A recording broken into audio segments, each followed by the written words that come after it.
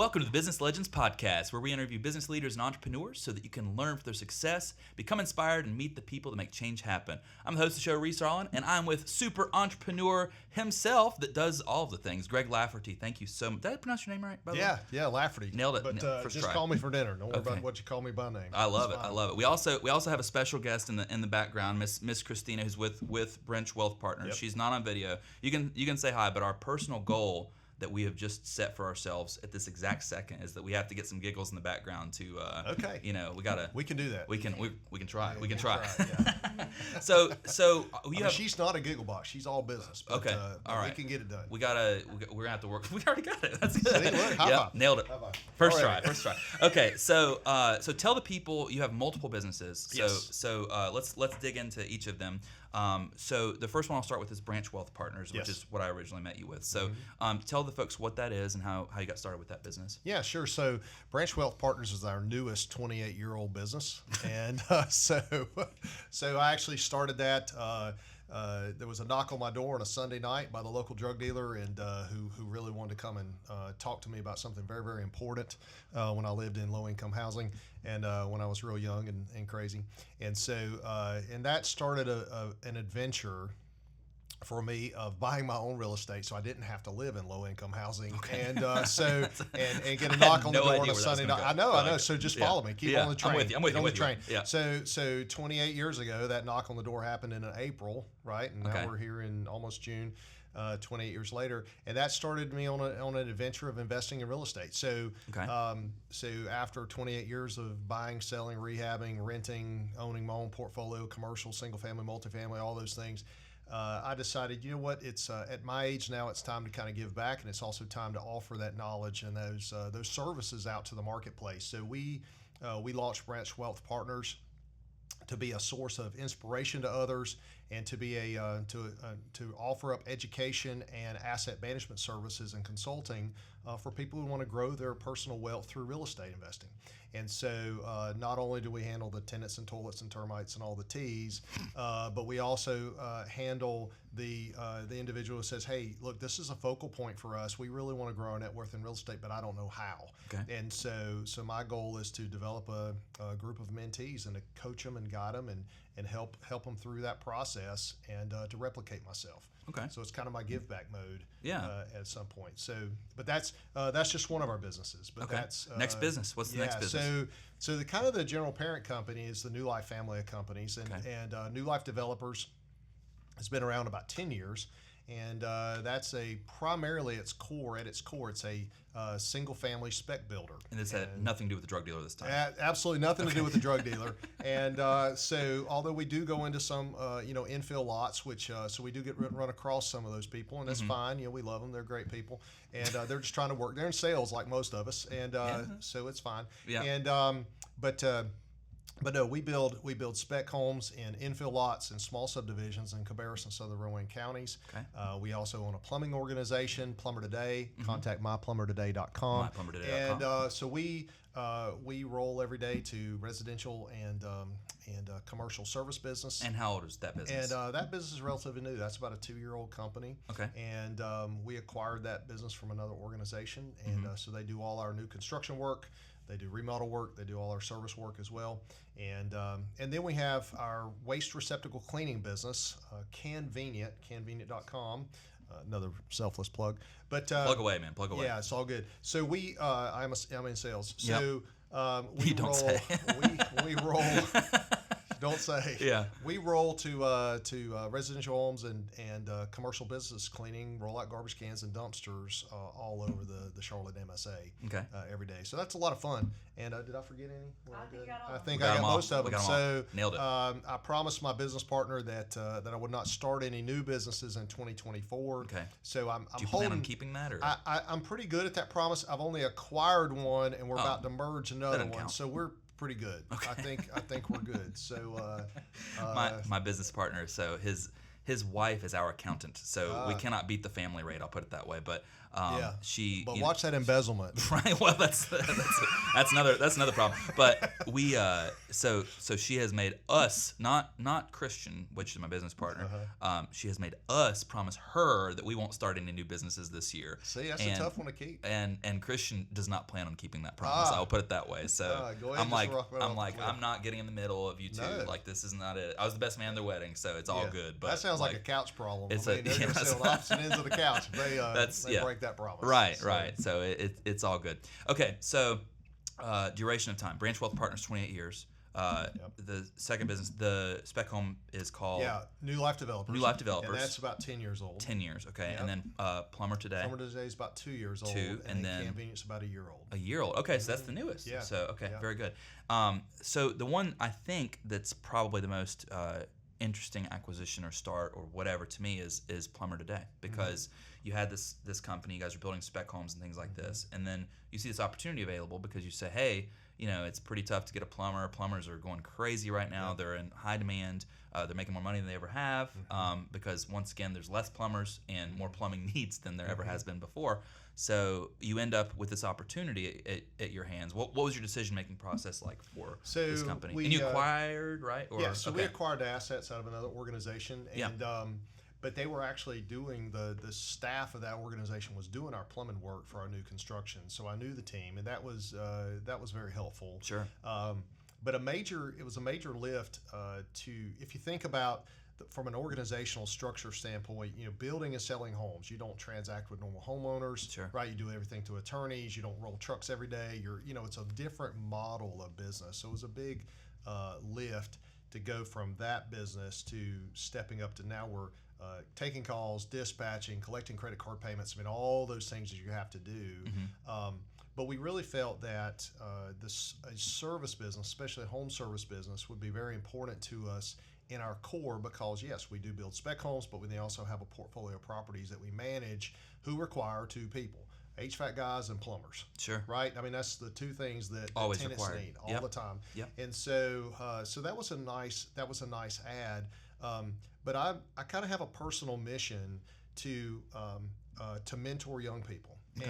And I feel like that one of the things that we're missing in society is the encouragement for young men and young ladies to come into the trades, right? Everybody's preached to from kindergarten on, you need to go out, go to college, get a job.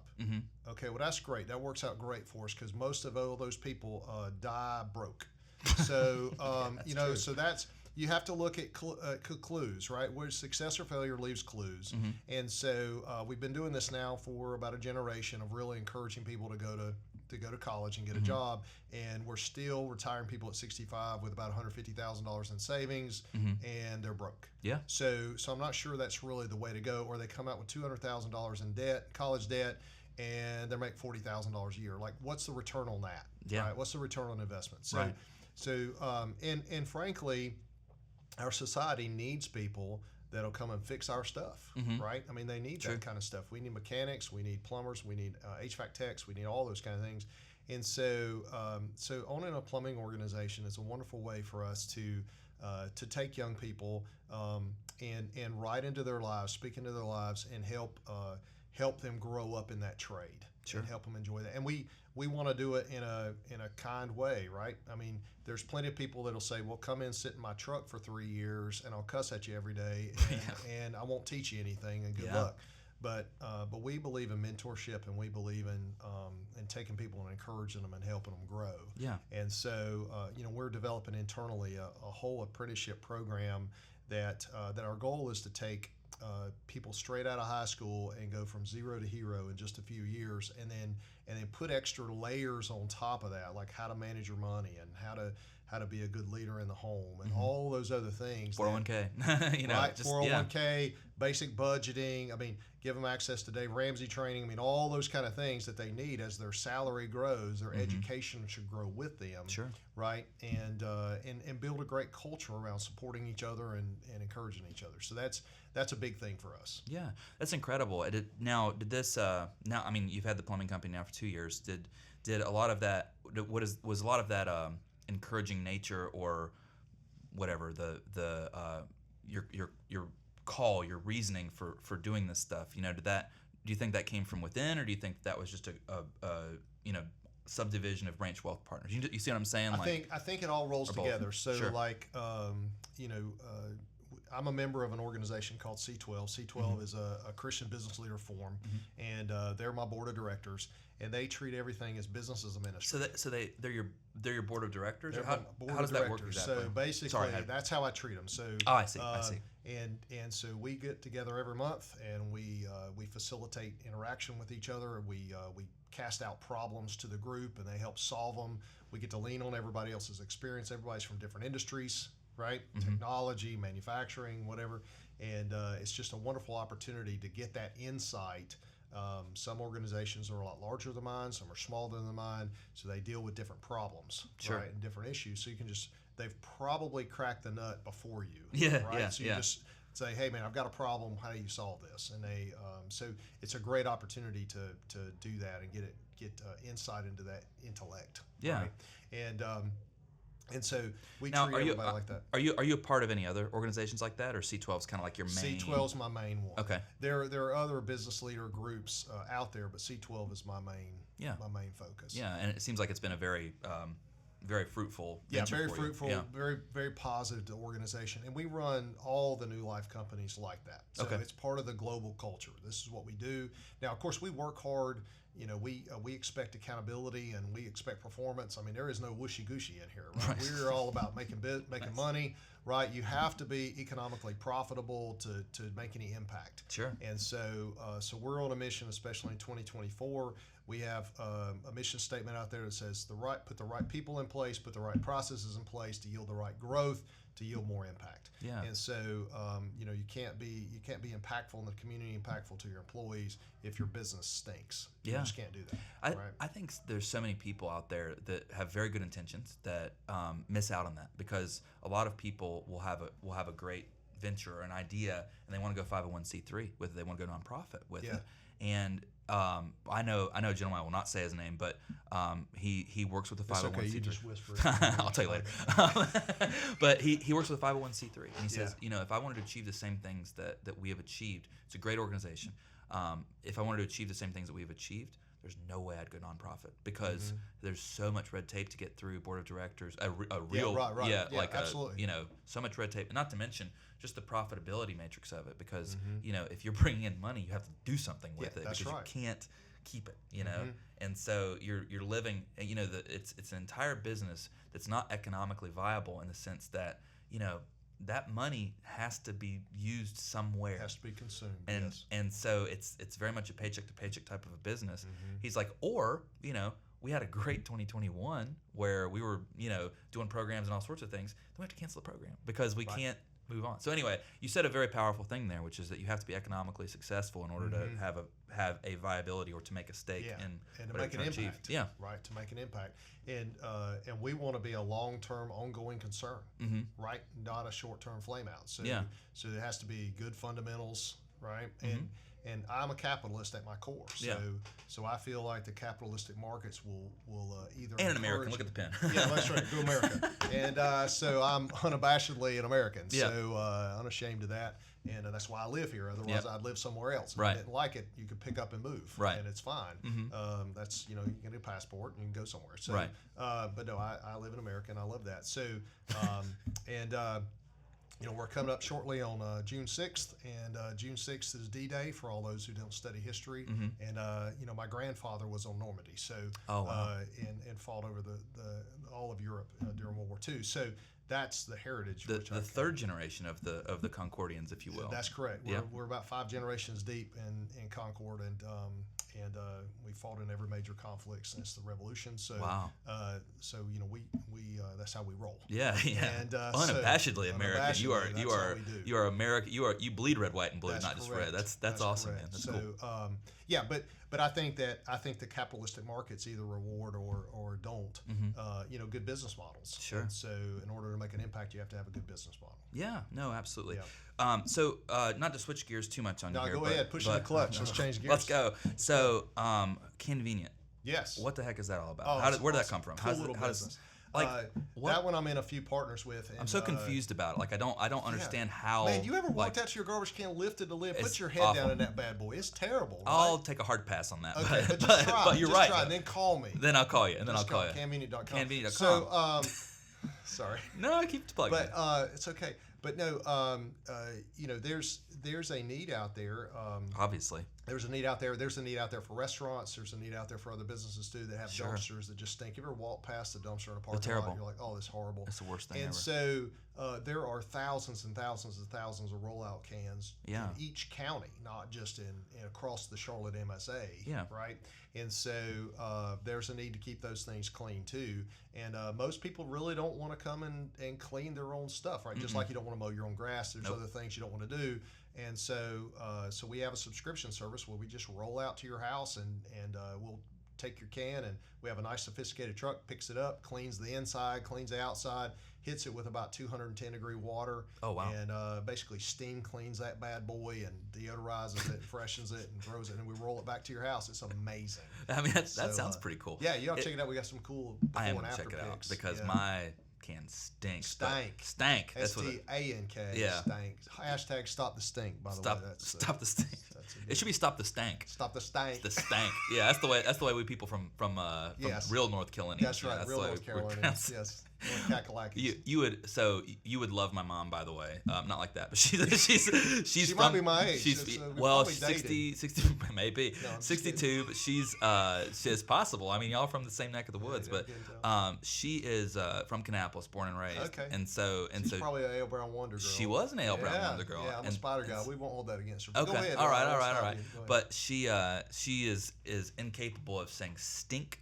Everything is stank to her. It's stank with it has a little like a. When she says Walmart, is it plural? Does it have Walmarts? No, she has say Kmart's. Yeah. But Kmart's no longer really. No, so, but we Barris County folk over yonder.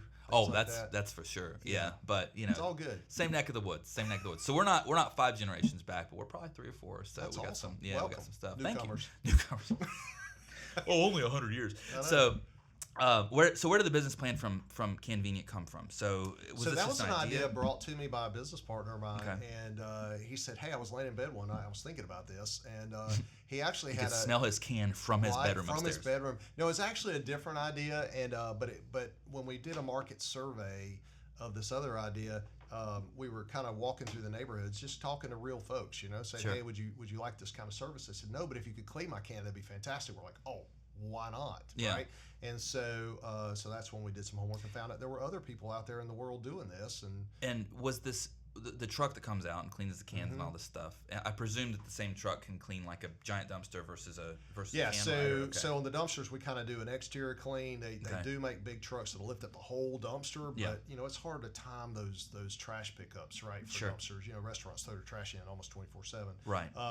But same truck will come out and clean it and pressure wash it and all that kind of stuff. It's pretty awesome. Yeah. But it picks up 2 cans at a time and sprays the inside, sprays out. You got to do the hand motions. Yeah. When you do wax that. on, wax off. Wax on, wax off. That's right. That's right. And paint the fence. All right. So, but cleans it. Steam cleans it. It's a beautiful thing. No, it's just such a neat, because it's one of those things that's so unique. And when you told me about it originally, I was like, how did it's not that I doubt in your business prowess or anything, but I was just like, that's just such a and it's a good subscription service.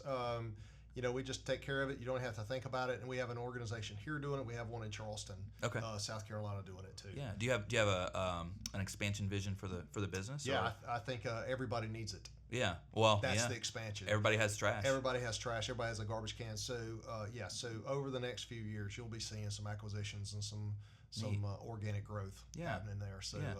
So when you got into this business, did you? Obviously, there were other people that were doing it, right, in other parts of the country, I should imagine. But did you base your business model on them, or did you basically create your own with your partners, or how did that work exactly? Some of both. Okay. Some of both. We talked to people in different geographic regions, non-competitive regions, and kind of got a feel for how they were approaching the business, and then we mapped out our own model. So, of course, every time you map out your own model, you have your own overheads, you have your own way of tackling sales and marketing and all that. The actual delivery of the service was probably very similar to how other people do it, because you have to kind of follow the trash truck. I mean, you're right. So there's certain things that are constrained, but your overhead structures and your models there are unique. Yeah. Our marketing and other things. Yeah. Are you able to partner with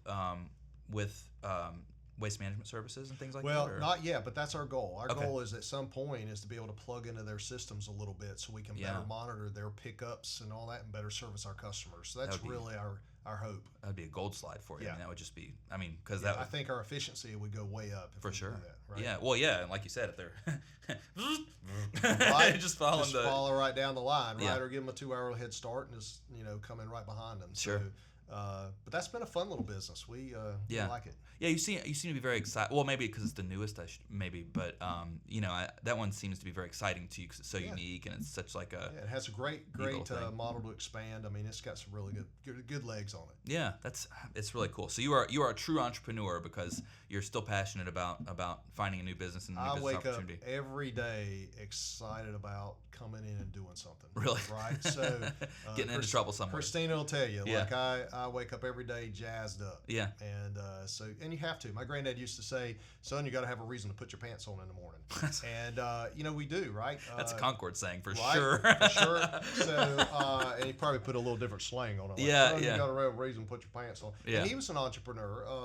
My great grandfather started a dairy business 100 years ago, literally 100 years ago, and then my granddad took it over at some point, and so I was brought up in a family business, and that was wonderful. We sold that business in '99, and but we did dairy processing. So we took milk from local producers and we turned it into butter, ice cream, powdered milk, all that kind of stuff. Yeah. And when I was real young, we would sell our own cartonized milk to the school systems in Cabarrus County. Wow. So, you sit there in kindergarten and your teacher would walk up to you and go, "Would you please tell to your uncle about the glue in the machines because I can't open all these cartons." I'm like, that'll be quality control, Let me get right on that. Let me get right teacher, on that. Yeah, I'm like 8 years old. Like, I'm just trying to learn math, Yeah, I'm trying to learn how to, anyway. So, pull up my own pants in the restroom. So, you got to have a reason to. Got to have a reason to put on your pants.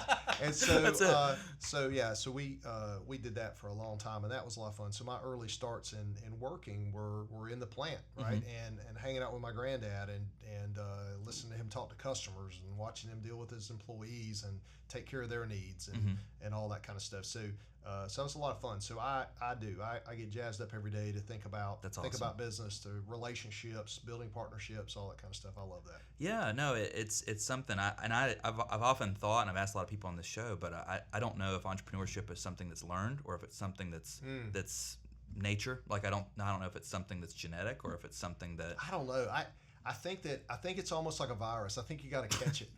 Okay. I think you got to catch it. Like best virus ever. Right? Yeah. So best virus ever, and almost like getting bitten by a mosquito. So I think when we're young, we really don't understand what we want to do. And unfortunately, back to the same topic of, hey, go to college. When you're especially as a man, we develop slower, right? We just do. That's why it's hard for a man to get car insurance. They're like 24, 25, right? And females can get them a little bit earlier. But we develop a little bit slower. So you get to the end of your 12th grade year and you're like, what do you want to do with your life? And most guys are like, duh. Yeah. I don't know, right? Like, I want to drive my car around the mall, hang out. I don't know, right? Yeah. So, choose one room. Right? Yeah. So I think it's like a bug. But, I went to school for aerospace engineering and minored in business management. So I'm a rocket scientist and went to work for NASA for a while and really enjoyed that. But I really thought that was my track until I got there, and I was like, man, this is boring. Like I figured out I couldn't sit still, and you could see that like right here. I was gonna say that I Yeah, you can't tell, right? You can't tell. Like I can't sit still. If I do sit still, I pass out in about 5 seconds. So, I fall asleep. What's really your secret for that? Like, because you told me that before the show. You said if you sit still for 5 seconds, you're gonna pass out. I do. I don't know what. I think my body conserves energy, kind of like a quick hibernation. So it sits there and goes, "Oh, he must be hibernating right now." Off. And off. Yeah. Just switch on, off. Are you a light sleeper or a deep sleeper? No, deep sleeper. That must be nice. I'm out. 5, 4, 3, 2, 1, out. Wow, and then when the alarm goes off, generally I can pop up and spring up. Jazzed up. Yeah, jazzed up. 4 o'clock. With a reason to put your pants on. Reason to put my pants on. I'm going to say that. I'm going to think about you, and that's weird. It's kind of weird when you think about my pants. Yeah, well, I was thinking about the expression, but now, whatever. It is what it is. All right, moving on. Yeah. So no, I generally get up at 4 and I go to bed about 11. Oh, and man. So those rocking, 5 hours of sleep, you just really juice me up. Yeah, I mean, hey, see, it's just like I think about this a lot because some people have trouble getting up in the morning and stuff like that, and I don't anymore. I used to, but I didn't used to have the same purpose that entrepreneurship gives me, if that makes sense. And so I think about in my younger 20s when I was, for example, if I was flying somewhere, I had an early morning flight, I'd get up at 4 in the morning, no problem. I'm ready to go, jazzed up, But then later on in life, working jobs and things like that, you get up at 9 and you're like, groggy and stuff like that. Now I was in my 20s, so I probably went to bed at 4. But that's another 4 to 9, thing. That's different. That's a different schedule. But needless to say, but you get up groggy and things like that, versus when you have a purpose or a reason to be jazzed up or a reason to put your pants on, you get excited about the day. So the question I have is like, how do we as entrepreneurs then inspire that juice in our people? Right? That's a great question. That's a great question. And so I think that's really hard. Because flip yourself around. When you were an employee, you drug into work, right? It was just, man, I'm just here to punch the clock, get my check. But how do you as an entrepreneur lead your people and flip the switch around on them and say, no, man, I want you to be jazzed up to come in here today to go accomplish something. Right? Yeah, that's a great question. I will say that I don't mean to be the interviewer at this point. No, I'd really love to hear your opinion on this. No, it's a great question. I think it's a question that every entrepreneur should be asked and to have some sort of an answer for. But in my case, I will tell you that I think entrepreneurship was a bit nature because I was always a bad employee. Not nurture. It was nurture too. My father was a orthodontist, so but he ran his own practice, so that's what I grew up around. But I will tell you that I was always a bad employee. I was never a good employee, not a single day of my life, because, and I'll tell you what it was for me. And it may come from a deeply rooted intellectual arrogance or something like that. But I would have a boss or manager ask me to do something, and I would do it. I'd say, okay, no problem, do it. And they would ask me again, did you do that? Yes. And they would ask me again, did you do that? Yes. And about the 4th time they had, did you do that? I've already answered this question, and that was that was the type of stuff that just drives me insane. Right. And so for me, I was like, I don't want to be second guessed ever, and I don't want to waste my time, and that's the most irritating thing to me is that if somebody's like calling a mandatory meeting they're not paying me for instance, I won't go because because you're wasting my time. Literally, you're wasting time. You don't want to be a team player? No, I want to get paid because I'm at work. And that's a real story, and that's what it came from. I have a trade here, right? Yeah. We trade time for money. That's my trade as an employee, right? So I'm sacrificing my time with my family or my friends or doing a hobby, working or out or whatever. And so we have to be compensated for that, right? We have a mandatory meeting. What are you paying me? I'm not. Okay, then I'm not going to be there. But it's mandatory. It's like, I don't think you heard me. Reese is not going to be there. That's and that's, I got fired. It is what it is. But we try a different language. I don't know what to tell you. It is what it is. But anyway, long story short, to answer your question, how do you inspire upcoming entrepreneurs? I will tell you, I think that we have 2 lies that are pervaded in this country to children as they grow and as they. The first one is the one you mentioned, where you say, the only way to be happy is you go to school and then you go to college and you take on an overwhelming amount of student debt and then you get a job and then you get fired and then you get another job and then you have a family and a white picket fence and all that stuff, and that works for some people. And some people are very happy with that cycle, The other cycle, I think, is that you have this cycle of entrepreneurship where people say, you have to find a passion and pursue a passion. And I don't think that's true. And I'll tell you why. Because my passions have nothing to do with work. And there's almost there's no job I could have, there's no work or career that I could have that follows that passion type of thing. Because I like to do stuff like go out to the pool and work out and stuff like that. I'm not going to get paid to do that. Getting paid to do something is a trade of time, to your point, right?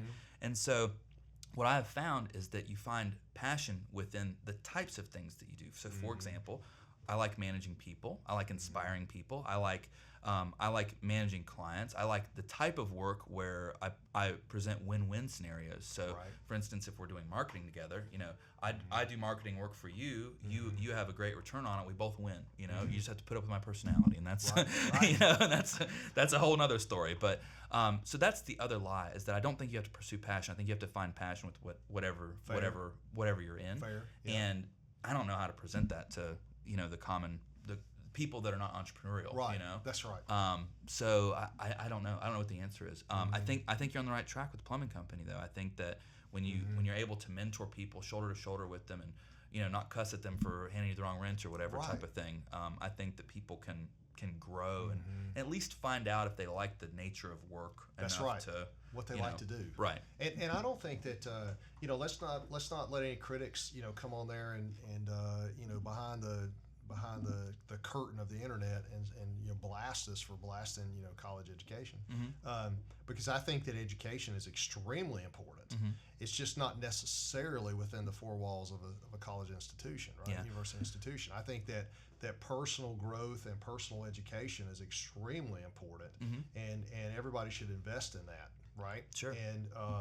And I think that everybody should know some good fundamentals, right? And I don't think that we should be an ignorant society. I think ignorance, which is really a derogatory term, even though ignorance means just like lack of knowledge. Yeah. Right. Yeah, not being aware of something. Not being aware. Like if I called you ignorant about a certain topic, it doesn't mean that you're dumb. It just means, hey, you just don't know, right? Yeah. And if There's you're willing, plenty I'm ignorant to, believe me. Right. Same here. I'm ignorant, and I classify a lot of my questions when I say, listen, I'm not trying to hit anybody. I'm just saying I'm ignorant on this, so help me out. But yeah, I think that as a society, if the less ignorant we are about all different kinds of topics, sure, the better we are. Yeah, no, absolutely true. And I'll tell you, it's kind of interesting because my business partner Christian, so he took classes and things like that, but he never got like a 4-year degree or anything like that. And then I have a 4-year degree and I got a master's degree as well in business. And so it's no, believe me, we'll talk off air about that a little bit. But we have similar and yet differing opinions on education, right? I'll tell you that I couldn't do what I do today as proficiently without some form of education that I've had, right? Because I learned certain managerial techniques and negotiation techniques and things like that, especially in grad school. But at the same time, my counter argument to myself, I guess, is that a lot of the things you learn are so antiquated, and to the point where it's almost an ignorance of our entire educational system. And I'll give you an example: accounting management. Okay, so you have to take, when you get a master's in business, you have to take accounting. You have to learn debit goes on the left, credit goes on the right. You have to learn all these accounting techniques. And so right.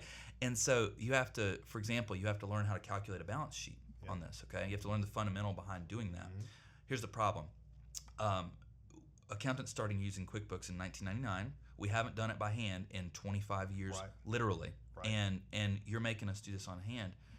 That's not relevant anymore. It's not relevant to do this. Versus, okay, just argue and say, I can do this on hand, or I can teach you how to use the QuickBooks on this, because that's how it's done. And sure, maybe you understand what goes into it and why it goes into it.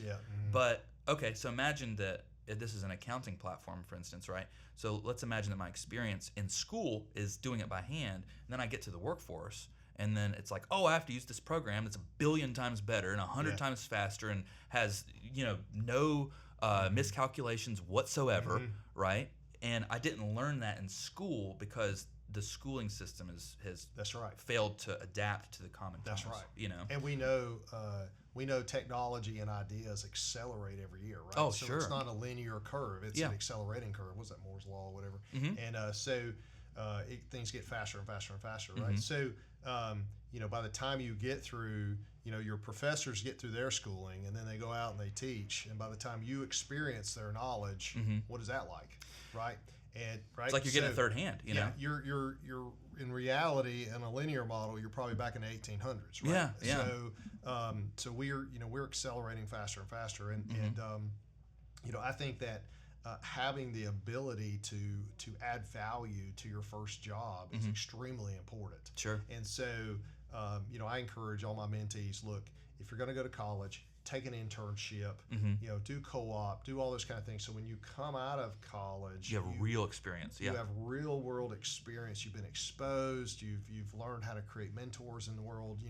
And so you can add value in your first job as opposed to just walking in my office and going, "Hey, I'd like to work with you. I'd like to make $80,000 a year, please." I'm like, "What value do you bring to me?" Yeah. For what? For what? Because you got a piece of paper. Yeah. So but I think that knowledge and that real world experience is huge. And the fact that certain educational platforms are very structured And unfortunately, there's a large segment of our population that don't do well in structure. No, yeah. Right? They're brilliant. They are brilliant problem solvers. They can work real hard, all that kind of stuff. And that's what you tend to get in the trades. So you get people that weren't good in school because they couldn't sit still in a classroom for 8 hours a day, or they didn't test well, or.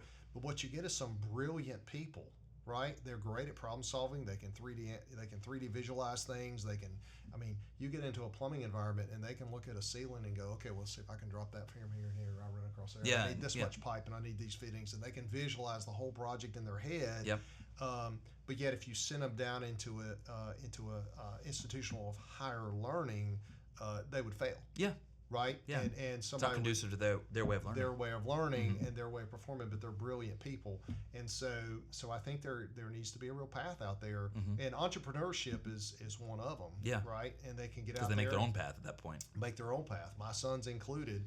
They decided not to go to college, but they're brilliant. And they're out there getting it done. Yeah. So that's fun, and I'm excited to see what they become. Yeah. And of course, Dad's ready at any given time. They raise their hand and say, "Dad, I want to start a new business." I'll be like, "Yes, let's go." The answer is yes. Let's do it. Let's just go. I just have to wait for them to decide. And how old are they?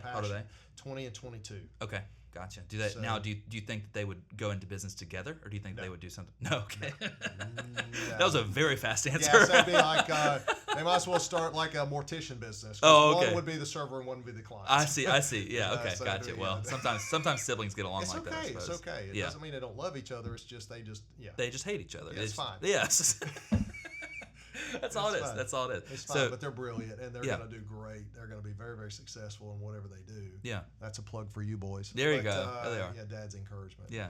Do you think that they're going to come make that call? Like, do you think that they're going to say, "Dad, I want to start this business of blank"? Yeah, I think so. I think they've one of my sons has been percolating on that for years. Okay. And ever since he was probably 14 years old, he's been like, "Hey, Dad, when can I buy my first duplex?" And I'm like, "Well, let's at least get to your 18th birthday so you can write a contract." I mean, there's ways around that, but of course, I want him to kind of grow into that. He's saving his money and he's kind of leaning that direction. So that's kind of fun. And he's into exotic cars. He'd like to be an exotic car broker. I mean, he has all these visions and all that kind of stuff, and that's a lot of fun. So, yeah. And then the other one. The other one is he would like to be a professional gamer, and he's out there and he's sponsored and he's on teams and he's out there getting it done every day. Wow.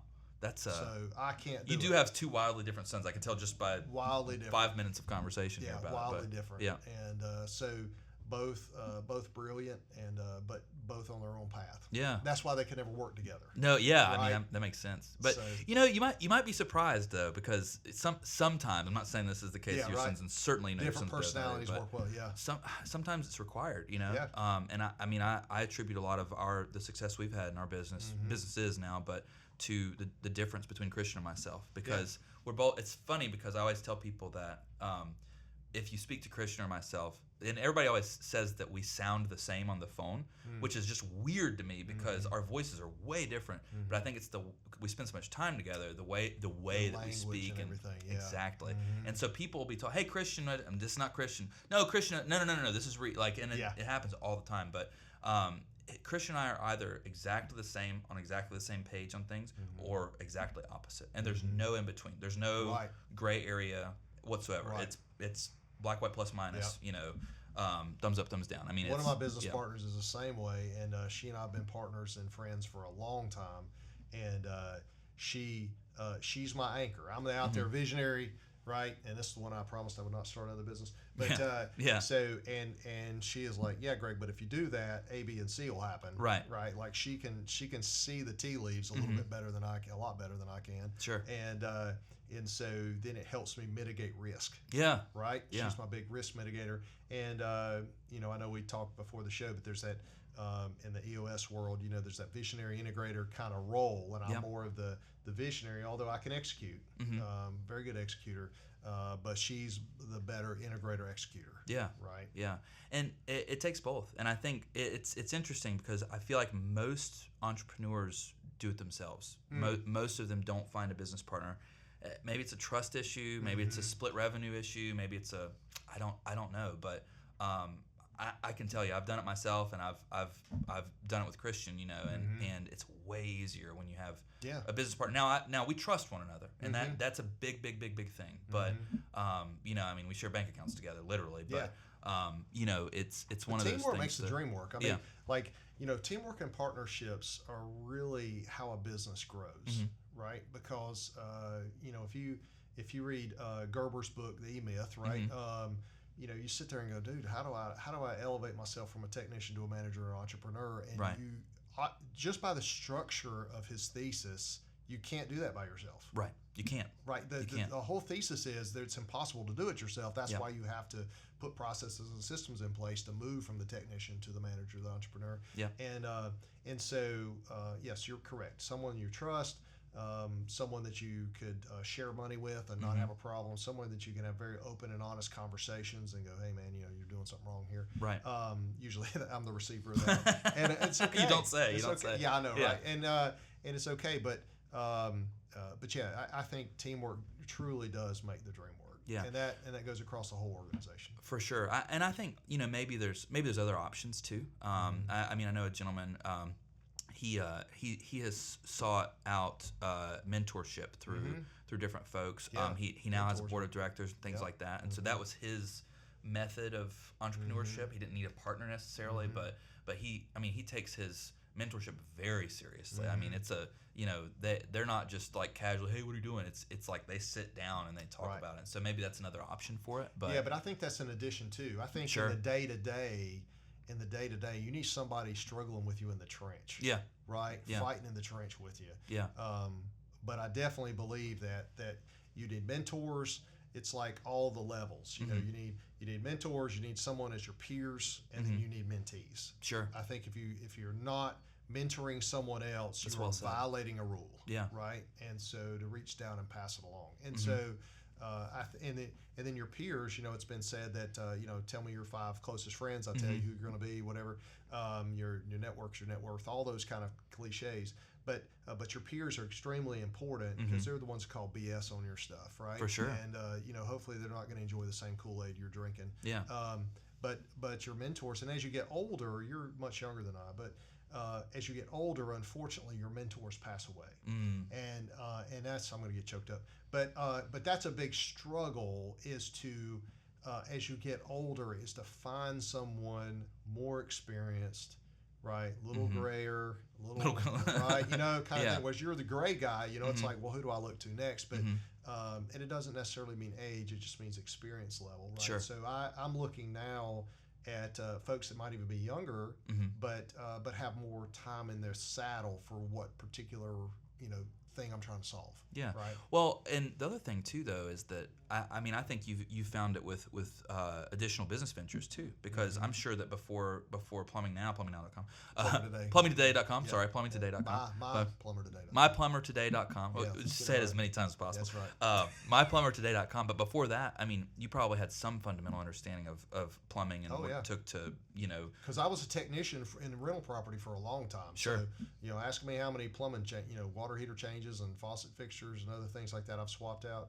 Tons. Right? Yeah. Right? So, but then when it comes to the I learned I didn't do it well. That's why I bought a company. I stank as a plumber. You stank. You know that, and I just want to pause there. That's something that's so important that a lot of people don't look in the mirror appropriately, right? And it's like if they don't know what they're objectively good at and objectively bad at, how do you, you know, like that? Like people need that level of honesty, at least with themselves. And so, you know, for instance, when Christian and I went into business together, I said, "There's only one thing that I won't do for this company." He's like, "Oh, that's a bad attitude." I was like, "Well, but the one thing that I will not do is I will not touch accounting or payroll. I'm bad at it. It stresses me out. I don't like it. I'm not good at it.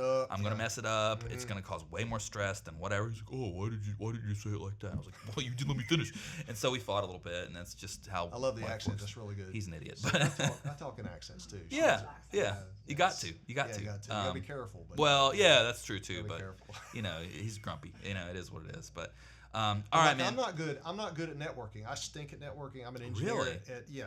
I mean, don't let the exterior fool you. Well, I was going to say that's very surprising to me.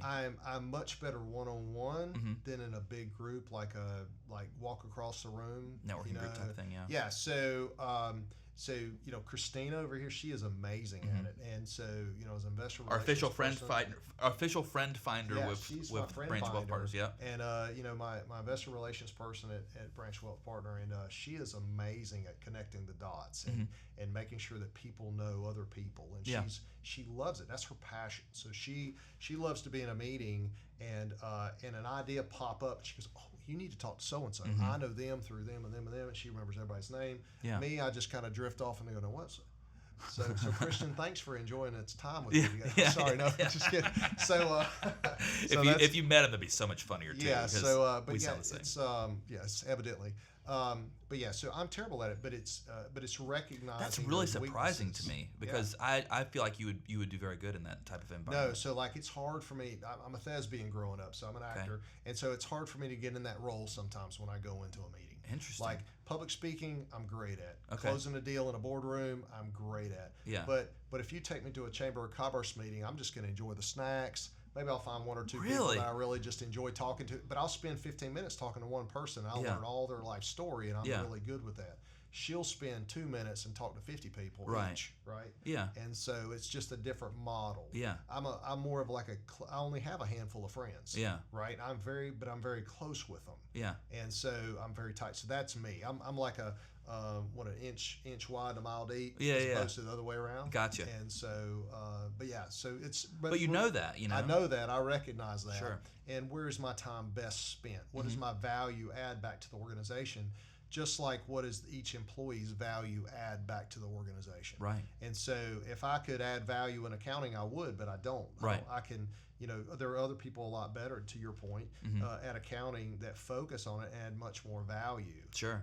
Christina's value is networking and adding relationships to our organization, right? So everybody has their value. Me, I'm a great coffee tester. Okay. That is my value.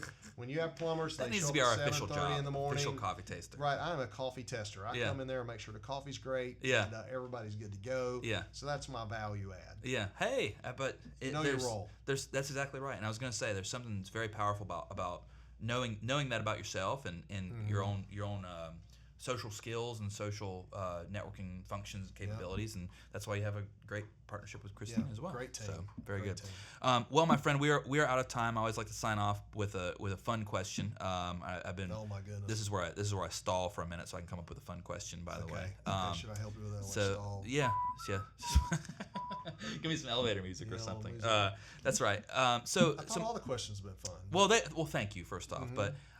My question for you, sir, would be, what's your next business going to be? So if it's top secret, it's top secret. Beyond 2024, obviously. Obviously, yeah. Obviously. Yeah. If it's top secret, I can ask something. No, I think my next business will probably be not from scratch. My next business will be expansion. It'll be expansion of a couple of the businesses we currently have. So I think that we would really like to expand through either acquisition or organic growth. The home services arena. So we'd like to get into HVAC, some other things that really wrap around, wrap around the core functions that we have in our own organization. Of course, in the convenience side, we're going to be on the acquisition hunt. Yeah. And more territories. All that. It's a very hub and spoke model. I think that's a home run. It's a hub and spoke model. You really have to the delivery area has got to be pretty small, right, and very concentrated. So we'll look at putting other facilities out there and other teams in different markets, and so that's really where we're going to be focused over the next couple of years. And of course, always we're open for real estate investing and all that. We do that every day. Yeah. So we're buying and selling. The short period of 28 years. It sounds. Yes, that's correct. Short period of 28 years. Yep. And so that's me. So awesome. And then I'll just see what kind of coffee I like to drink. Okay. Well said. Do you have a okay? Real good question for the end of it. Do you have a favorite type of coffee? Oh, Exxon, baby. Yeah. Okay. Exxon. Yeah. Straight to it. Just that motor oil. Oil. No. Yeah. It's like I really laugh at people that spend $5 on a cup of coffee. I'm like, they sell this junk at Exxon. Right? Yeah. It's not. I mean, it doesn't look as good. But if you take the high price coffee, I won't call any brands name. Right. Take a high price coffee cup and go to Exxon and walk around with it, your friends think you bought the high Yeah, cup, and you they think you're spent bougie. 80 cents. Yeah. That's it. It's really good. No, I'm a big fan of Sumatra or whatever. That's pretty good jet fuel. And then, of course, Black Rifle. Black Rifle is one of my faves. I have that ordered into the office all the time. That's awesome. Not to plug them guys too shamelessly, but my son was my youngest son was participating on the bass fishing circuit, and Black Rifle Coffee sponsored a lot of those tournaments. Oh, cool. And so I got exposed to those guys, and just fantastic mission, fantastic people, great coffee. Good product. Great product, and so we import that junk. So awesome. That's awesome. We'd love to have a Black Rifle coffee store. Yeah. Because I saw one in Waco when I was down there recently. Yeah. For the graduation at Baylor, and there is a Black Rifle coffee store in Waco. So I'd really love for somebody to come open one. Maybe that's my next business. That should be it. See, we figured it out. We figured it out. It just took a podcast. That's all it is. It's all good. I'll be a barista next. There you go. That's your passion projects. There you go. Very good. Well, Mr. Greg, thank you so much for joining me. Let's go have some lunch, man. Sounds great. All right. Thanks so much.